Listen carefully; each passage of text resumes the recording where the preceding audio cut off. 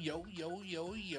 What's going on, guys? It's your boy Player X here with the Semi Limited Podcast. Once again, for another weekly installment for you guys of the podcast that never stops. You know what I'm saying? The ramblings of the crazy guy in a crazy world playing crazy cards with his friends. But we just want to thank everyone for tuning in as you guys do every week and listening to the podcast. For all the returning viewers and as well, everyone out of state, all over the globe, showing love. I appreciate you guys. No matter if it's a small little section of us, we're going to be growing ever so little as the days pass, and eventually we're going to start getting to being one of the best podcasts in the TCG area. We were already the top podcast for 40 plus viewers last year, and we can't thank you guys enough for helping us branch out and do way more in 2024. So thank you guys so much for sharing the podcast and all that stuff, and maybe participating in shorts and all that stuff.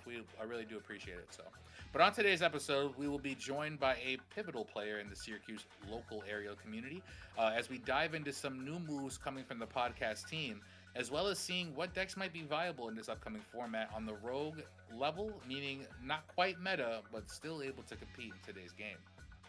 Before all that, let's get into these sponsored plugins, guys. As you already know, please go to the Linktree link down in the description box below to follow all of our social sites. You can click that link, a tab comes up with all of the sites on there. Maybe the Instagram, maybe it's the TikTok, whatever it is that you guys, whatever the kids are into these days. Be sure to follow, subscribe, comment, share, whatever it is. Tag a friend, share it with a buddy. We do like to do lots of giveaways. We did two this year so far. We're going to be working on the next one, and we will do more giveaways when we hit 50 followers on TikTok and 100 followers on Twitter, as well as 200 followers on Instagram, YouTube, and Discord. I think we're really close on YouTube. I think we're at 193 there, so we're getting up there, especially after the last episode with Fresh Off the Press and Vengeful. Shout out to them for coming out there and donating their time. So be sure to follow all of those social sites so you know when we are announcing these giveaways and what it might be. It could be some cards, maybe some merchandise from the team. You never know. It could be a new box from maybe the next core set. You never quite know. So be sure to be on alert for those find outs. Also, shout outs to Unplugged Gaming in Manly's, New York for sponsoring the podcast. Be sure to join their Discord server in the description box below to be a part of their TCG community as well. Whether you're playing Lorcana, maybe Yu-Gi-Oh is your best game, or it could be something like Magic or Pokemon. You can always be sure to go down to that Discord and communicate with all the players from all different card games and all different walks of life. Maybe you might find yourself finding a new game you might be interested in, and then you find a player who maybe tells you something you didn't know.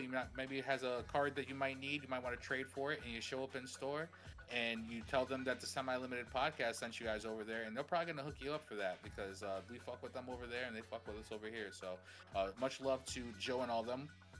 We will be talking more about the sneak peek going on that's at the weekend of time of recording, along with the Unplugged Gaming sponsorship there. So we're going to be talking about that a little bit later on.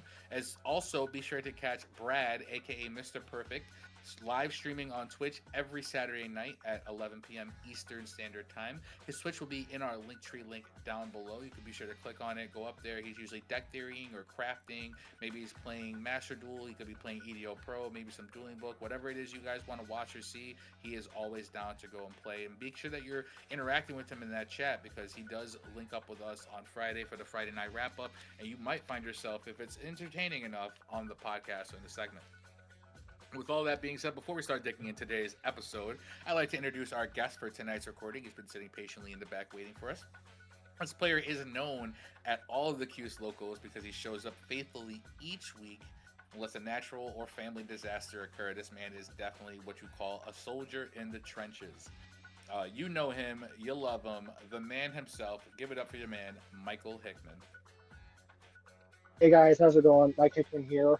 Uh, it's great to be on the podcast. I've been listening for a while, and I'm glad that I was finally able to be on here and join you. Absolutely, man, and we love to have you. I mean, we love to have our listeners on there, our local cast. We like to get everyone's opinions and mindsets out there. So thank you for taking the time out and being on the podcast as well. Are there any plugins, maybe shout outs that you have or you wanted to make before we start today's episode? Yeah, I want to give a shout out to all the local game stores in the Syracuse area where we're able to play Yu-Gi-Oh! And I do have a couple of plugins, which would be my Instagram, which is //29. Yes, the name is indeed a Yu-Gi-Oh reference. And same with my DeviantArt, where I'm currently working on a fan fiction series. Mm, okay. And I do have a YouTube channel as well, but I haven't uploaded anything to that. But if you guys want to check out some of my old videos on there, go right ahead. I'm assuming it's the Slifer Slacker 9 as well. Yes, Slifer Slacker 29, all one word. 29. Okay, yep, there you go. So you guys have it Yeah. there. If you guys want to hear the mind of Hickman, you more be sure to go down there, and I will link it down below in the description box. You can click on there and be sure to follow him as well. But now that all that is out of the way, let's dig off into tonight's episode, starting with new ideas coming from the team. I've been sitting down for the last couple weeks, maybe even months, I think it's been, talking with some local cats about getting something new for you guys. As most of you guys knew, we have a few series currently going on that we're running as far as short form content for you guys in the form of Local Legends, which is a segment where we interview players in the local or competitive scene and acquire deck profiles from you guys, from meta deck profiles to rogue ones, and just to be able to bring you guys the newest builds being played out there. And we also have a segment known as Perfect Pulls, which is a pack opening segment where we open various packs we obtain to make sure that we have you guys captivated and entertained for your viewing pleasure. Now, these two were kind of stagnant if you guys were paying attention. Some of them were definitely more focused on the YouTube Shorts part, but just because I just had not had the time to sit down and just actually get them all caught up on both sides. There was like, I think, 4 or 5 on the TikTok, but then way more on YouTube, none on Instagram. So as of officially last night, I took I think 4 hours and went through and officially got our TikToks, YouTube, and Instagram Reels completely synced up. So that means the local legend segment with the local legends segment starts as of day recording. It's going to be on the Instagram Reels and the TikToks, just because those information, especially as far as deck profiles, is very uh, I would say ever changing, and I don't want that old information to be out there for too long and people just get the wrong idea, especially with us just getting a ban list. So be sure to check out now the TikTok section and the YouTube Shorts, along with the Instagram Reels, to find all of your Yu-Gi-Oh content there from us. And speaking of new things, we've been working very, very closely with our guests as well to bring you guys a new line of merch that we thought would be really good to launch through the semi limited team. This merch will be exclusive line series, meaning that we will have only exclusive episode or copies of this.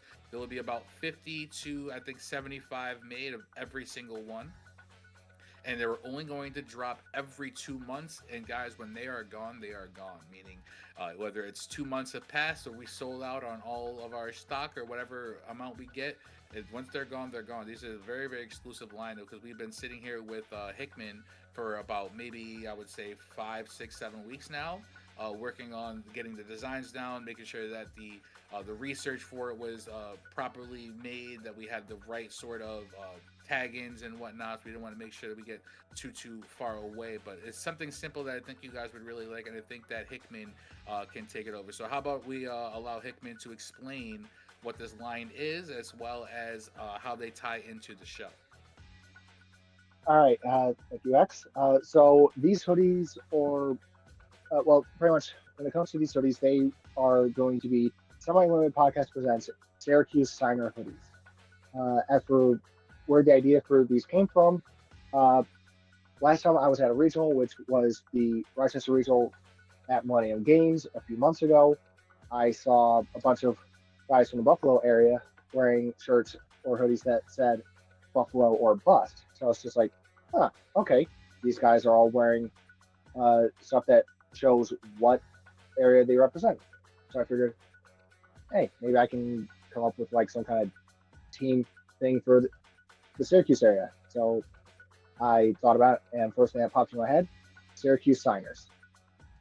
Originally, we were going to go with, well, first off, uh, each of these hoodies will have the marks of one of the dark signers from the Yu-Gi-Oh! 5B's anime, whether it be the Hummingbird, Condor, the Giant, Lizard, whichever one. Originally, we were going to do the original signer marks, but we chose to go with the dark signer marks just to avoid like any legal issues, since the dark signer marks are based on the real world geographical Nazca lines in Peru. Okay, so it's more like tying in what the signers of the show was to actual merchandise and tangible clothing.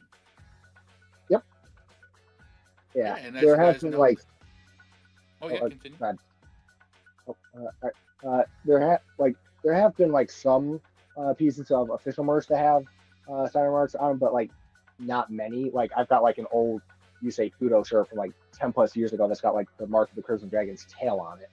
But other than that, like not really a lot of official merch has been released for like Oh, anything with the sign and I mark. can understand that as well, just because like it's not something that most people would necessarily gravitate to on first glance, but it's definitely something that I kind of took a little bit of a liking to as soon as you drop them. It looks like there are, if I'm not mistaken, there's 7 symbols, correct?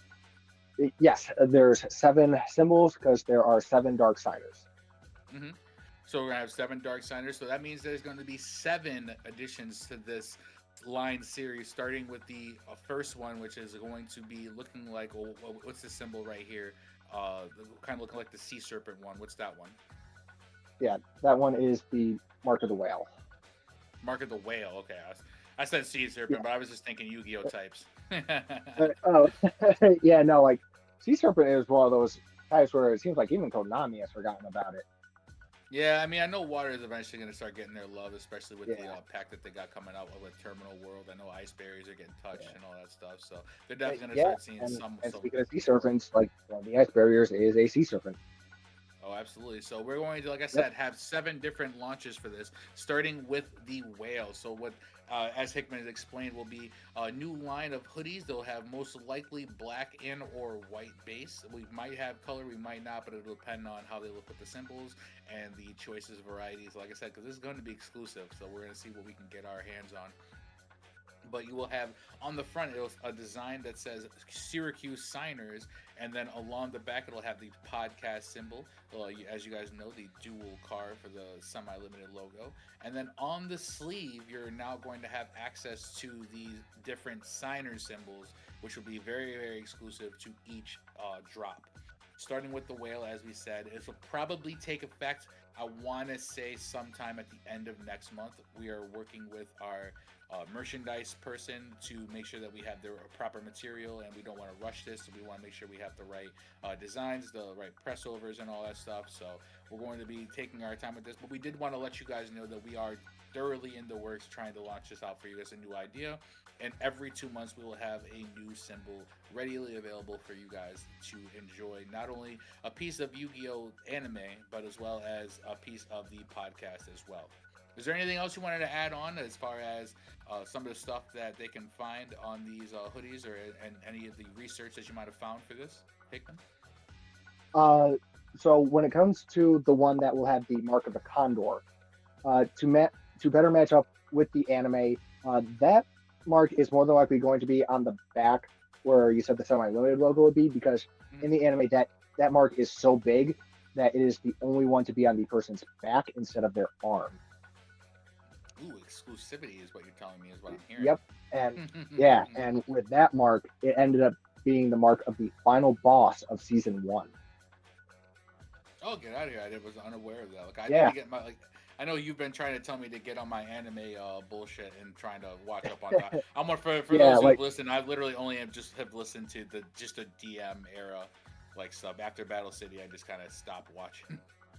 yeah, no, like I definitely recommend continuing to watch the rest of the anime, especially GX and 5Ds, because the 10-year anniversary movie Bonds Beyond Time, it canonically connects all 3 of the first Yu-Gi-Oh animes, but the only people who know that for the most part are those who watched the episodes of 5Ds that were never dubbed, because that is where the movie is referenced.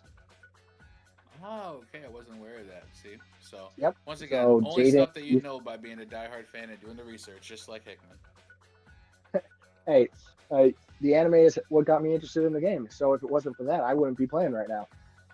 See, look, one hand washes the other out there. You never quite know. So we definitely just want to give a huge thanks to Brad and AKA Mr. Perfect for keeping up with the Perfect Pulls segment, as well as being the cameraman behind most of those shorts that you guys be seeing. And also a huge thanks to Hickman for putting in weeks worth of work into these designs and the research for this launch, allowing you guys, the very listeners and supporters of this podcast, to dress and feel like your very favorite signer. especially the ones from the anime. So thank you, Hickman, for doing all that. Hey, yeah, no problem. Like anything to help out the podcast. Absolutely, man. That's what we love to hear. And speaking of launches, we're actually launching into a brand new format ourselves as of right now because we are now fresh out of a ban list, but we're also right before a new core set releases. So on Friday, the day of release, because we were recording this on a Wednesday beforehand, we're going to be having Legacy of Destruction now legal, or sorry, sneak peeked into our local area, but on the global scale, we also have YCS Raleigh that's showing up, and they're going to have the new ban list to deal with that they've only had a week to prepare for. And then right behind that, they're going to have the legal release of Legacy of Destruction. So it's going to be a crazy format, I think, speaking up. So is there anything interested? I think that people should be looking at card wise that you might think might make a wave in this metagame, whether it be a newly released card, maybe it might be something out of Legacy of Destruction, anything that might pique your mind? Well, when it comes to the cards from Legacy of Destruction, I'm definitely gonna have to say the new Tempai cards. Those seem to be highly anticipated. But when it comes to like returning cards, especially ones that are fresh off the ban list, I'm actually gonna have to say Thunder Dragon Colossus because due to cards such as Nemesis Corridor and Nemesis Flag, it's possible to run Thunder Dragon Colossus in literally any deck, especially if it's a deck that's playing Bonfire, because Nemesis Flag is a Pyro type monster that can search any of the other Nemesis monsters, meaning it can search Nemesis Corridor, which is a Thunder monster whose effect activates in hand, that you can then tribute to summon Thunder Dragon Colossus. All while returning two banished cards from your banished zone back into the deck, whether it be a banished extra deck monster or Yep. maybe even a banished regular deck monster. You never quite know. You could just banish them Yeah, right like back into the I deck and like I bring actually out a used to run Colossus. Nemesis Keystone back before we got Destiny Hero Denier because I do play heroes and I figured, hey, let me shuffle back this banished militia so that way I can use its effect an additional time. Absolutely. See, like people trying to make use of something like that. And I honestly think that Colossus should have been at one formats ago. Like, it's Oh very, yeah, very no, like I said surprising the that it came same out like thing that. 4 years ago. Well, 4 years ago, for those who don't know, on the local area, Hickman actually thoroughly enjoyed Thunder Dragons for about 2 days. Oh, He picked it up in yeah, I 2019, got to going play into the deck at 2020. one tournament. Yep, he had played at one tournament, and then as soon as that tournament passed, we got the ban list for the 2020 season, and it was a slaughterhouse for the toss format. I think Harp Horror got banned, Engage got banned, Colossus got banned. They just basically neutered everything that was going on, and it was just Yeah, I funny think the because only his toss Hickman, deck that survived was Salamangreat. yeah, yeah, if that, you know what I'm saying, and it wasn't. I think Yeah. Gazelle got banned too, so it was like, Oh yeah, yeah, that's right. Because yeah, did get banned as well everything as got touched. It Stallion. was a crazy list. But I remember Yeah, so that you toss was put out officially a dead. video for that, and you were very, very, very pissed that the Thunder Dragon deck got hit because you had Yeah, just bought that deck and just played it. So, yeah. Well, it wasn't that I just bought it, but like I had spent the last 2 months trying to get that deck together because I'm a bit more of a budget player, and Thunder Dragons back then, especially Colossus, they were not cheap. oh, absolutely not. Even after a Megaton reprint, yeah, they were all not cheap. Oh my god, yeah, and it seemed like even with the Megaton reprint, like those cards were still a bit harder to pull. Oh, 100%. Like, because you never Yeah, guaranteed anything with those megatons. You got to actually trade with your friends, go out to a local card store, uh, buy singles off of TCG players, stuff like that, just be able to fill it up. And it yep, does wind up costing a lot. This is not a yeah. Like hobby we that haven't had comes cheap. guaranteed cards in Megatons since the last time they did promos, which I think was like 2018, 2019, so before Yeah, COVID. 2019, yeah. It was right then, I think, when Nibiru, Dark Nibiru No More, and what else? And Shifter all got released in promo packs. So Yeah, you were at least guaranteed at least one of them. guaranteed promos. Like they've started doing Absolutely. promos again, but where it's like, oh, you'll get these many promos out of how many are actually available. Exactly. So, I mean, the way that they set up the Megatins is just a problem within itself. But, definitely Yeah, to be sure to look out for those Thunder Dragon cards. Even some of our local cats, like shout out to Billy Cronk, who was playing Thunder Dragon Horus for our band tournament, where you get to play one band card. So he was playing last format ban list, but he got to add one ban card. So he put in the Colossus to prepare for next list, the one that we're currently in, and he played Thunder Dragon Horus, and it was actually kind of unique and interesting to see how the synergies of those two archetypes that you didn't think would normally have synergy actually kind of like balancing one another. Like being sent off to Imseti, it's triggering another search, which allows King Sark to pitch another card to dump, which allows another special or something crazy like that. So you kind of get to build a board as you're actually protecting yourself and establishing presence on board. So I think there's going to be some cool synergies that we might see. Anything that you think might have to keep your eye out for the people out there, as far as card wise and like Uh, that? uh, Card wise, I'm not sure, but deck wise, I have a feeling that since Malicious is now back at 3, Hero is now at full power. So there's a chance that we're going to see a major resurgence in Hero decks. And I'm going to be honest, a variant of Thunder Dragon that is available now that wasn't before is Bestial Thunder Dragon.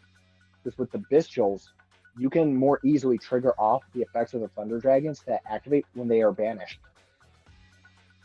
Oh, okay. I forgot. Yeah, absolutely. You can do that. Yeah, and in fact, Bestial Thunder Dragon is a deck that starting tomorrow I am going to be playing because this time around I managed to get the deck together a heck of a lot faster than I did 4 years ago. Oh yeah, that's actually not a bad idea. So you definitely have kind of jumped headfirst into this format. So you thought that Oh the yeah, band list was actually pretty good then, right? Did you have any uh, complaints? Were you I will pissed say off this. or pissed this time around? No, I wasn't pissed though. For those wondering, the whole pissed thing that I'm sure you guys have heard X reference a number of times is because in the one and only ban list reaction video that I have made, which that thing is half an hour long. Keep in mind, first I'm doing one of those. Uh, when I got to Thunder Dragon Colossus, I flat out said that I was pissed about I think Colossus you being yelled it. banned because, like, oh, I if I didn't yell, my voice was at least slightly raised because, like I said earlier, like I had just finished building the deck. But when it comes to the current ban list, when it comes to Barone being banned, that is a card where I'm a little surprised it wasn't hit sooner because up until it had the massive reprints in the rarity collection, it was a card where it seemed like if your opponent played it, you were pretty much screwed right then and there because with it being only available in such high rarities, it was a lot harder for people to pull and it was a very expensive card, so not everyone was able to afford a copy. Absolutely, and it was something that Yeah. demanded immediate response to it, especially in a simplified game state where you're top Yep. decking or maybe there's only a few resources at hand, and then not only do you get a negate every turn, but you get a monster that's going to pop a card when it comes back to the opponent's turn, as well as tag out for a new monster, aka one of the Yep. materials made for it, or any other boss monster in your graveyard or something like that. So it really did Yeah. do a lot. Or like say your opponent, like in addition to having Barone, like they also managed to get Crimson Dragon on board, so they can just swap it out for like another level 10. Oh yeah, exactly. And then now that not only Yeah. that, but then now they're locking you out of the game too. Like what?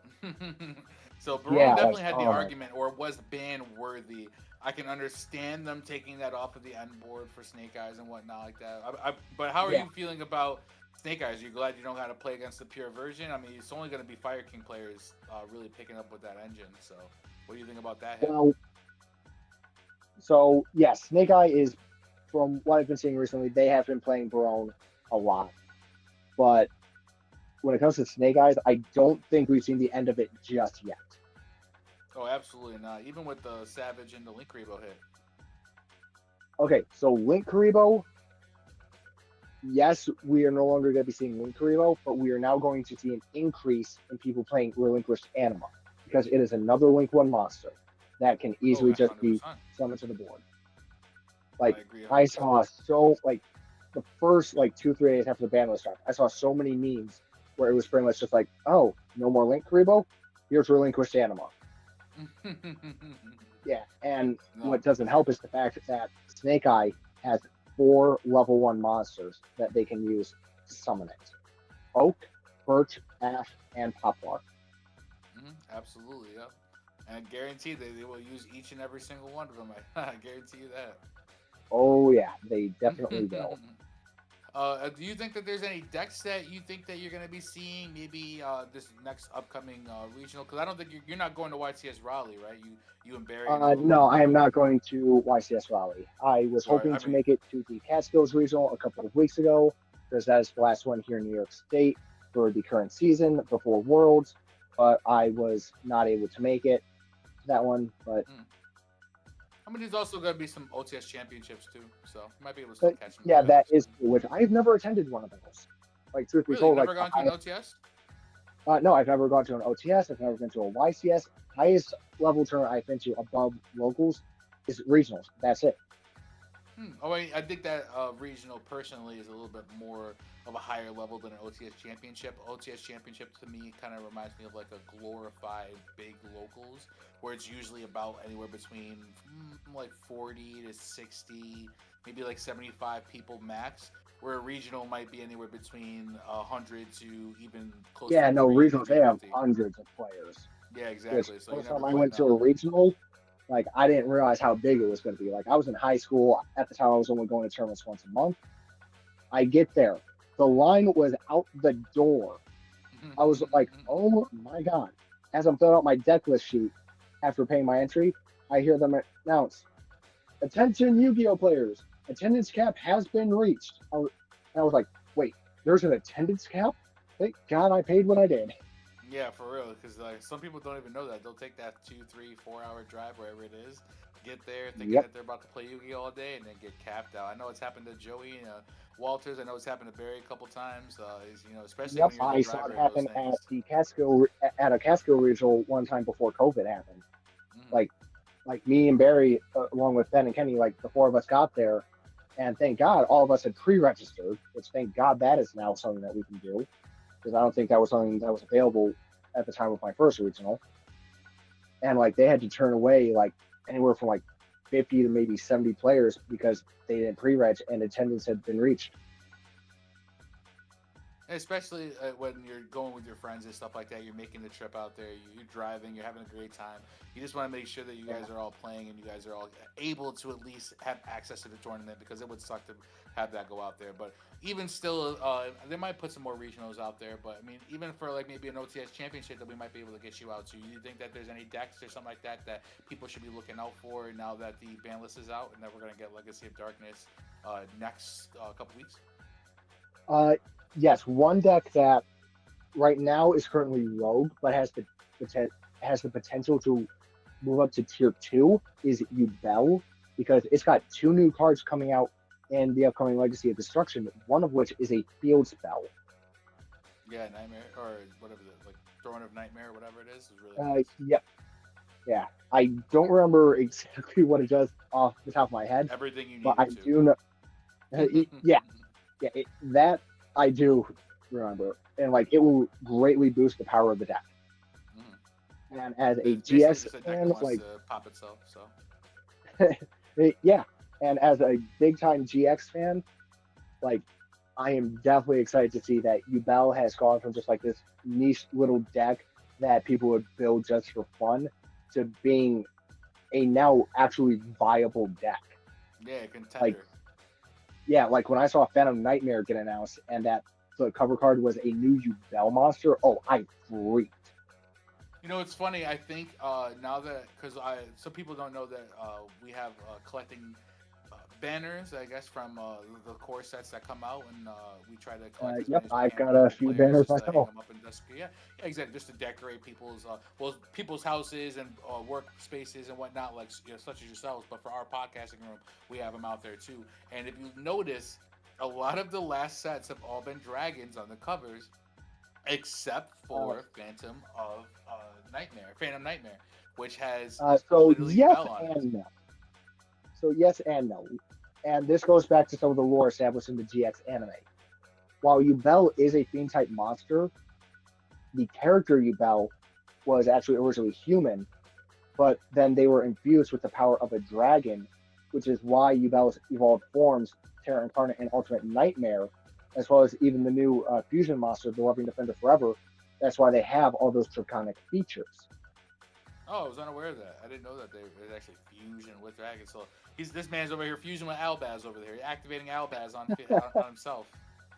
Well, Yubel is also a character from 5,000 years in the past. So, Yeah. But that's definitely yeah, a so, good pick. Solid pick. That's not only got some all right. anime and crowd favoritism in there, but it's also got some nice Yep. serious competitiveness and the ability to pop multiple Oh, yeah. time, quick spam, 0/0 statted fiend monsters from the graveyard. I think they can do that like 5 or 6 times. Summoning into that Yeah. fusion It can monsters even not search once per turn. superpowers for crying out loud.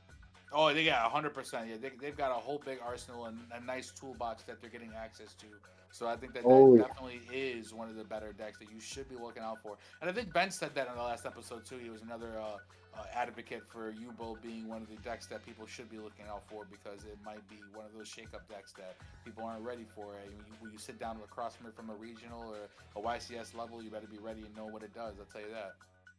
Yep. And in fact, I'm actually working on a Yubel deck myself, just working on getting a few last cards before Legacy of Destruction comes out. And then once that set drops, you can bet that I will be grabbing those cards. Well, you definitely got a couple more weeks left before Legacy Destruction drops. But speaking of which, to those who are listening right now, the sneak peek for Legacy of Destruction for all those in the Syracuse area, or at least in the New York area that feel like making that travel, I myself and the rest of the semi-limited team will also be at the Unplugged Gaming sneak peek on Saturday. That would be Saturday, what is this? April 20th. Sorry. Oh shit, 420. I just realized that we will be blazing it up on 420. Also, blazing those boxes of sneak peeks. So you guys can go to there, enter for the tournament by registering and getting yourself a sneak peek pack, which is, I want to say, $22 for 5 packs. You can also buy boxes. I want to say for either $80 or $100. We'll see what it is when we get over there, and then that'll get you entered into the raffle to not only win yourself maybe a potential playmat, but also a potential banner as well. And for those who don't like dealing with the banners, maybe aren't going to do anything with it, don't have the use, we can also buy that back right over here to the Semi Limited podcast. Get yourself a little bit of money in your pocket and make sure that you're having a great time at the sneak peek, which will once again be in Manlius, New York at the Unplugged Gaming store at 1 p.m. Saturday, April 20th. So, with all that being said, guys, we are starting to run right out of life points. Just want to remind you guys again of all the content above. Make sure you go to the Linktree link down below. Follow all of our social sites, especially that YouTube, because we're coming so close to 200. Where we're gonna do another giveaway, guys. Whether it be some merchandise, whether it be some new cards for you guys, some new blingy bling for you guys out there. Maybe some new cards for some budget players you never quite know. It also could be some product from our sponsors over there at Unplug Gaming as well. So be sure to go join their Discord, which is also going to be down in that description box below, to make sure that you are kept up to date on all the TCG communities possible. And as well as catching Brad, aka Mr. Perfect, not only live streaming on Twitch every Saturday night at 11 p.m. Eastern Standard Time, but also catching him at the sneak peek with us, having a blast as well. You can catch his Twitch also in the Linktree link down below. He'll be usually streaming, doing Master Duel, EDO Pro, Omega, Dueling Book, whatever platform you guys want to see him go ahead and absolutely pummel nerds on. He will definitely be doing that for you. And be sure to interact with his chat because you might just find yourself on the Friday night wrap up and into a segment of the podcast. With all that being said, we just want to give a quick thanks to our guest for coming on and donating his time for the cause. Is there anything last minute you want to shout out or any mentions as well as final thoughts on the show or anything like that while you're here? Uh, in all honesty, I'm just glad that I was finally able to come on and be a part of the podcast. Like, I may not have been listening to the podcast right from the very beginning, but once I did, I got caught up as quickly as I could. And now I listen to a new episode every time it drops. So I'm happy to be on here. And hey, I look forward to seeing you at local sometime. Absolutely, man. We appreciate all the love and all that stuff that you just said, all the kind words being said our way. We just make sure that we'll try to bring the best content and material for you guys to hook you in, just like how we hooked in Hickman. Where and you want to give us one more time where the people can reach you at? That would be on Instagram, which is Selector29, and I use the same username on my DeviantArt as well as my YouTube. And Also, if you want to check out my TikTok, which is under the same name, Selector29, just go to any of those for social media platforms, and you can find me under that name. So yeah, All right. Well, that sounds great. Thank you so much for coming on, Hickman, and being a part of the podcast, as well as giving your thoughts and interest into what might be coming out into the next format for you guys. But with all that being said, guys, we are officially all out of life points. We just want to thank you guys once again for turning into another installment of the podcast. Be sure once again to check out those short form contents in the form of local legends and perfect pulls once again on once again on our TikTok, our YouTube shorts, and our Instagram reels. Thank you so much for tuning in and being a part of the community. Thank you so very much, and good night.